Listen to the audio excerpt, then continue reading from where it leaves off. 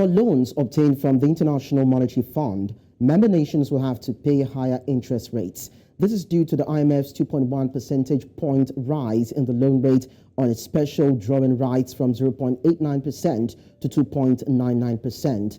The new rate, which took effect on January 6, 2023, means that Ghana, Zambia, Tunisia, and a host of other countries would have to pay more should the Bretton Woods institution approve their facilities. Now, special drawing rights are supplementary foreign exchange reserve assets defined and maintained by the International Monetary Fund, and SDRs are units of account for the IMF and not a currency per se. They represent a claim to currency held by IMF member countries for which they may be exchanged. Now, the interest rate on the SDR, according to the fund, is based on the sum of the multiplicative products on SDR terms of the currency amounts in the SDR valuation basket. The level of the interest rate on the financial instrument of each component currency in the basket and the exchange rate of each currency against the SDR. It may seem complicated, but then we'll try to break it down. And that is why from Johannesburg, South Africa, we are being joined by an economist. Pali Lehohla is the Director, Economic Modeling Academy and Professor of Practice at the University of Johannesburg. It's glad to have you join us, Pali. Let me make a correction. I'm not an economist.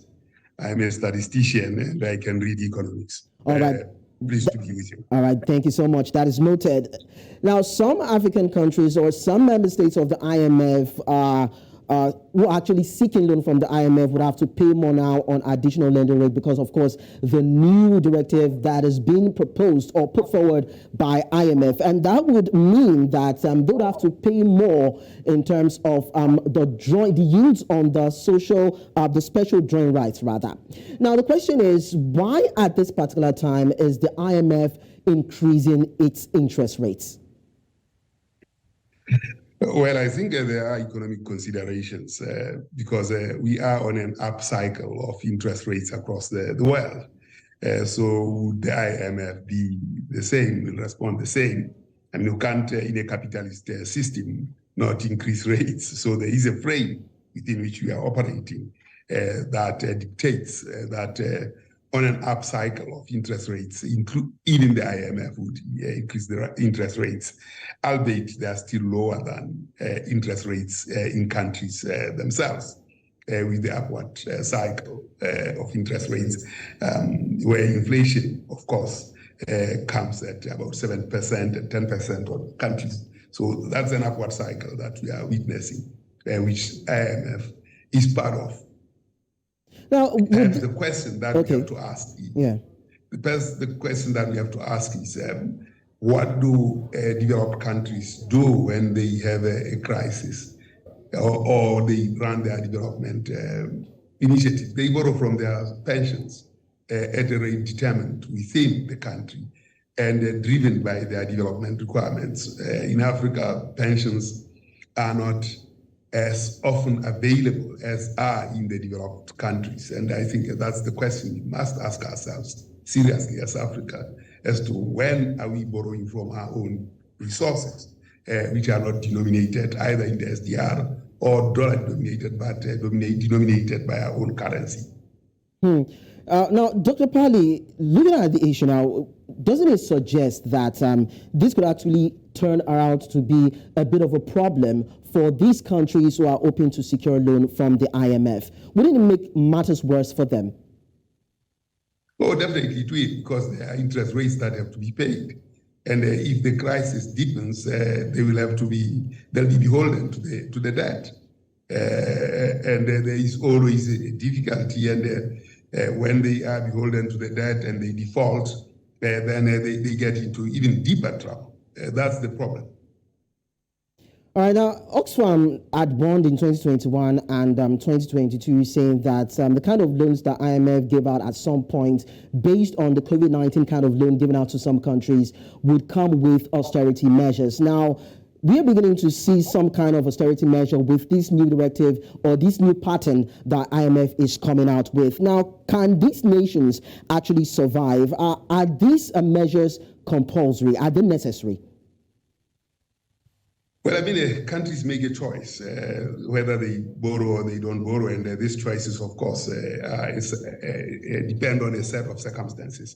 But more often, you see that these are based on structural reforms, structural adjustments, programs that the IMF and the World Bank used to drive. We are in that kind of space again, but with more difficulties ahead of us. So the austerity as a measure destroys public service, creates more hardship, creates more poverty. As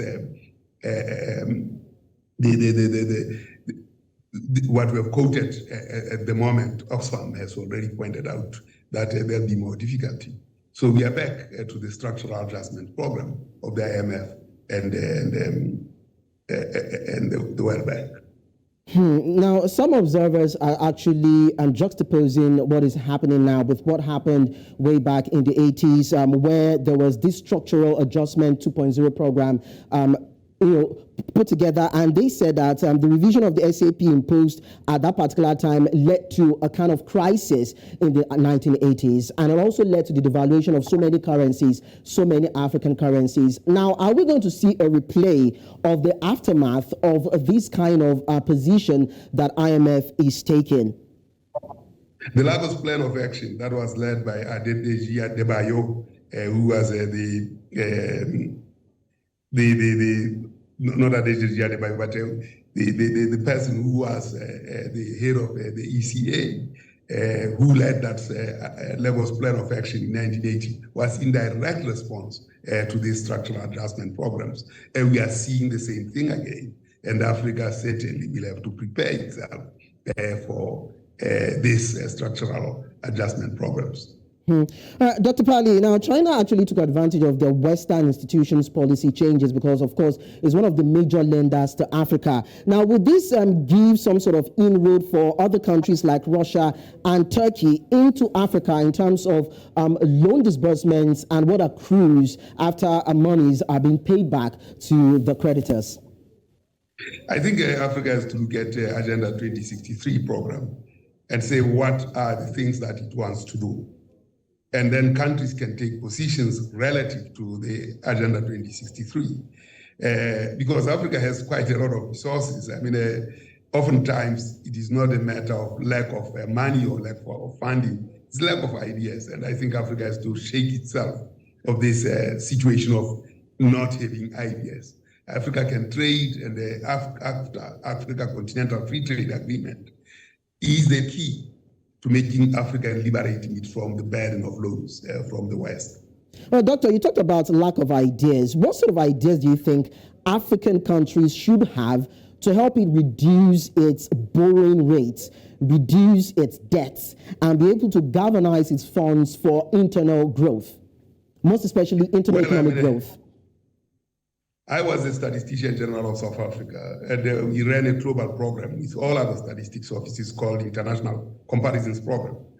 Africa uses the results of International Comparisons Program to make a determination of where they will go for subsistence allowance, whether it's New York, Denmark, and so on. The European Union uses this for their developmental purposes. So is China. They don't use this for those kinds of things, such as what are the subsistence allowances that we get, or what are diplomatic postings that will pay better. And they ignore that data. That data is so rich and can inform Africa's developmental program. And that's what Africa should look at. Others are using that data for purposes of development, including using the one that Africans produce. And until Africans start looking at data as a source of validity, inspiration, innovation, and weaning itself of dependence on the West, we are not going to see anything better.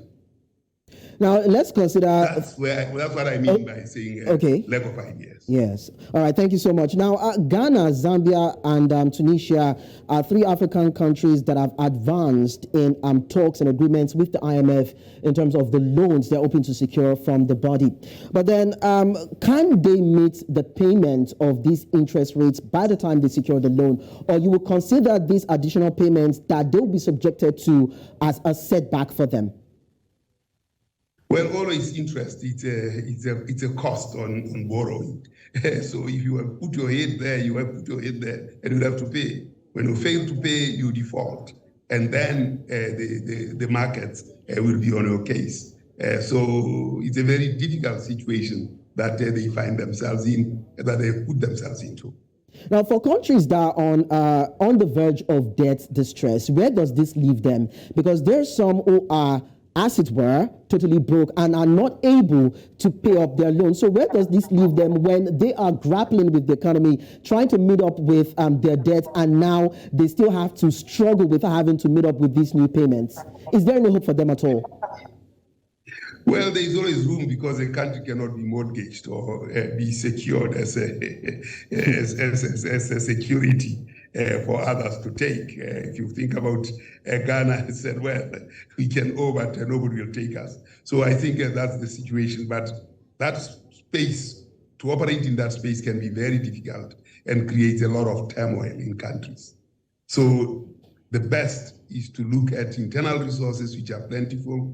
The best is to look at Agenda 2063, which actually says Africa needs trade and not aid.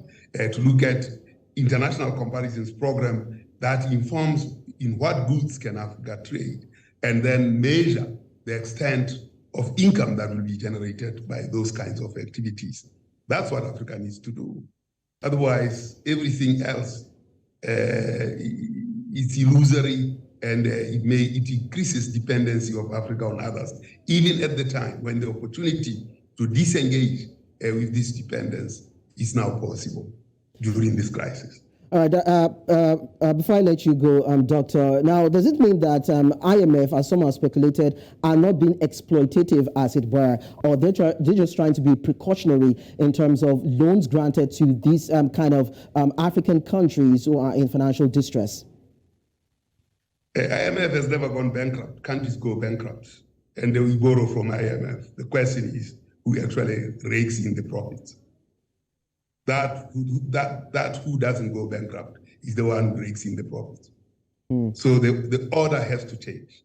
Not that the IMF should go bankrupt, but the relationship has to change so that there's mutual benefit. All right, so we're hoping for a change in the policy shift and direction of African countries if they're hoping to benefit in whatever form from what IMF is giving to them. Thank you so much, Dr. Pali, for joining our discussion. It's been very robust and eye-opening. No, thank you very much.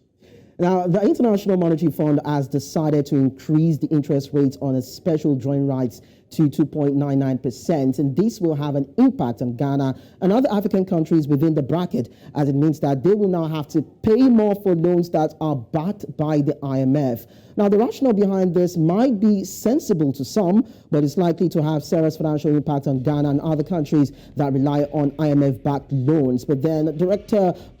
Pali rather, said that it is high time for African countries to look inwards and develop ideas that can help them mitigate the stormy and murky waters of financial debts, whether or not they have to borrow money to pay, or they have to look for financial means or ways or economic means to shore up their economic value. Let's quickly go on a break right now, and when we return, we'll bring you international business news.